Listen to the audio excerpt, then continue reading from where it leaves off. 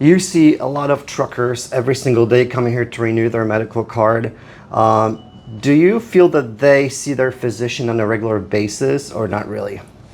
I actually ask them. Many people don't see a physician at all, especially our younger gentlemen.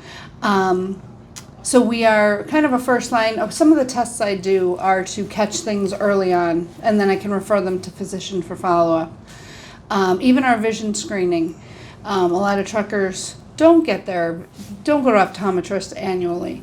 So that helps figure out if there's a medical condition, a vision problem, and we try to pre-screen and get them to the right place at the right time. So thanks to the medical examination every 2 years, a lot of people actually find out that they have some health issues because otherwise they wouldn't be even aware of them. Yeah, many times it's a surprise. What are some of the health problems that you catch when you see truck drivers here? Hypertension, so the beginnings of high blood pressure. At what age? It depends. Sometimes we're finally catching it maybe around 50, so it's a new onset. But I've seen people as young as like 21, 23, look perfectly healthy and blood pressure's through the roof, in which they need to go get evaluated for a myriad of things that could be causing it. But it's important because that's a high risk of stroke. Of course.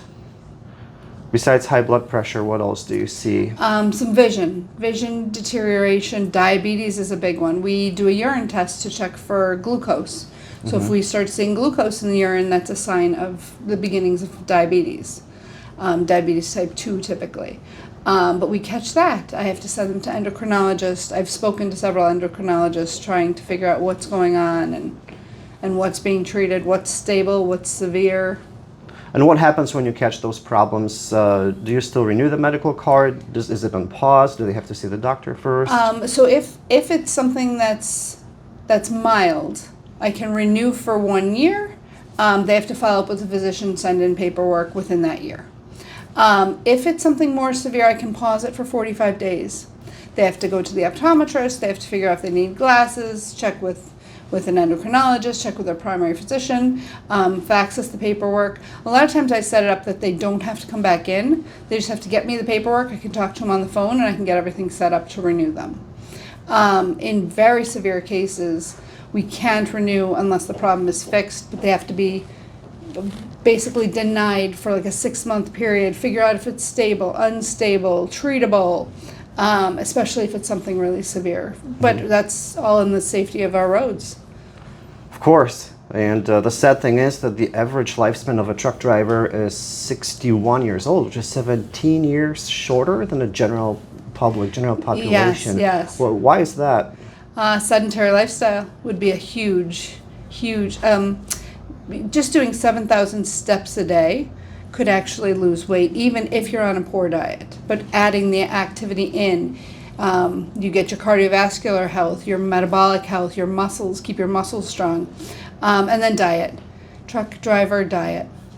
There are options. So I've gone on a lot of road trips. Truck stops do have different options. You could pre-plan your meals. You could have snacks, healthy snacks in the cab with you. Protein shakes, protein bars, fresh fruits, veggies, even some of the like Smart Pop, veggie straws, stuff that still snack items, but healthier versions of it. As long as you have healthy options and you keep eating those, you'll kind of steer clear of the bad options. If your cab's full of bad options, you will eat them all. So 2 things, diet and exercise seem to be the golden rule, Yes. the golden recipe for healthy lifestyle. And like you mentioned, if you don't have any of that junk food in your cab, you won't eat it, right? Exactly. Try to keep things sparingly. If you know Oreos are your go-to, don't buy them.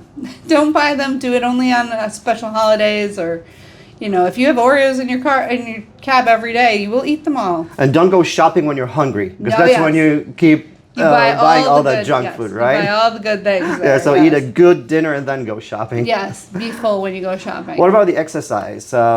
Not a secret, drivers spend 11 hours a day driving. Yes. So parking further at truck stops. Get extra steps in. If you're stopped, you're unloading, you're waiting. A lot of times you're just waiting. Just walk around the truck, walk around the parking lot, just get steps in. Try to get your muscles moving. So you don't have to do heavy weight lifting. It's literally just walking, jogging. No, the human body loves to move.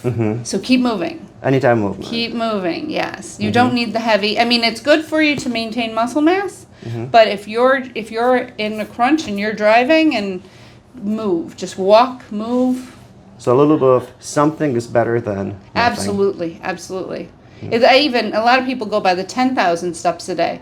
Go to 5,000. Get some. Yeah, I've heard. I think there is a study showing that we should be actually at 25,000 because in the caveman times, people just walked everywhere, right? We had to hunt for food, even if it was picking fruit and anything. So they, on average, we were used to like 25,000 steps a day. Yes, huge steps. So another thing that when you bring up cavemen is fasting. So if you're in the truck. A lot of people do like a 12-hour fast, so no eating for 12 hours and then eat for 12 hours and then go back to no eating. When your body is in a fasting state, you repair your body, your insulin levels drop, you get out of your metabolic dysfunction. It's great for diabetes type 2. But if you do 12 and 12, 10 and 14, if you do a little bit of fasting, incorporate that into your ride. I mean, sometimes you're watching the clock like, okay, I got 30 more minutes before I can eat.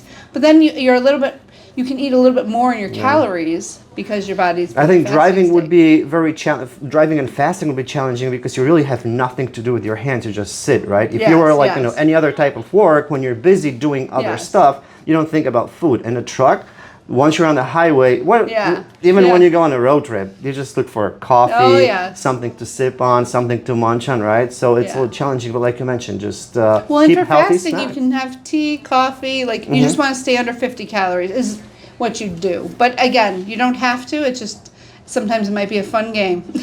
Like, let me see if I can go 2 hours. Yeah. So tea, coffee, water. Yes, yeah. Do not buy any of the sugary drinks, right? Oh my gosh, don't drink your calories. Don't drink your calories. Sometimes even the Starbucks Frappuccinos, they can have up to 50 grams of sugar. Like you're meeting thousands of calories. Well, yeah, you're meeting daily sugar content in a sip, and now we're wondering why everyone is having metabolic. Okay, so if we're talking fasting for 12 hours and drinking 12 cans of Coke during that's not fasting, right? No, not. But drinking 12 bottles of water. Yes. That would be better. You want to leave your caloric index down, and your body will repair itself. The body wants to be healthy. The body does not want to hold on to excess fat. Right. So if you get your steps in, you will drop. If you can keep your sugar down, you will drop. One of the stereotypes is that truck drivers live very unhealthy lifestyle. A lot of that is true. We both know we've been in this business for a long time. No movement, bad diet. What is the overall trend now? Is that changing? It seems to be changing that more people are becoming health cognizant and they don't want the unhealthy lifestyle. We're seeing a lot more people come in that are in shape, that are watching their sugar, that America is becoming extremely unhealthy, and a lot of people are waking up to it and changing diet and incorporating more exercise. Wow. And again, it doesn't have to be the gym. It could be walking around the building twice. That's still exercise. Okay. So what would you say the percentage of the drivers that you see that come here for the medical examination will be that have serious problems with obesity?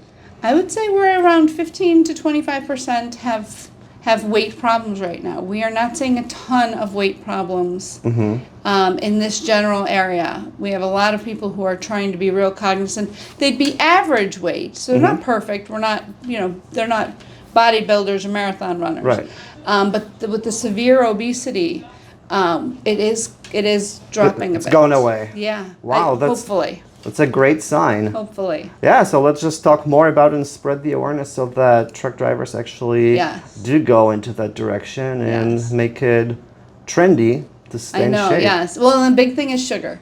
If you can cut out sugar in your diet, so if sugar's high, insulin goes up, and you cannot lose any weight if your insulin's elevated. If insulin's elevated, your body holds on to all weight. So it does go hand in hand. Yeah, so if you have high insulin, you've been eating sugar, so your pancreas releases the insulin, you will not lose weight. Even you go run a marathon right after. You will not lose weight if the insulin's elevated. I So see it's a lot all of linked to sugar. I see a lot of truckers on social media that actually are into fitness and Mm-hmm. healthy living, and they just really show that no matter what you do, whether you're a flatbed driver or van driver, there's time and opportunity for you to Yes. stay healthy, to move, to exercise, and you Yes. don't need any special equipment. Just get out of No. the truck, lift something, Yes, couple yeah. dumbbells, run, do sit-ups, Some crunches, squats. You can do squats. squats next to your truck. Yeah, yeah. And the most important thing to you is your health. Without Right. health, you can't have anything. Right. So, So and we if you see get that unhealthy, changing. then we can't let you drive. So we want you as healthy as possible. That's great to hear. All right, well, thank you so much for helping truck drivers, and we'll see you next time. Yes, definitely. you. Thank you.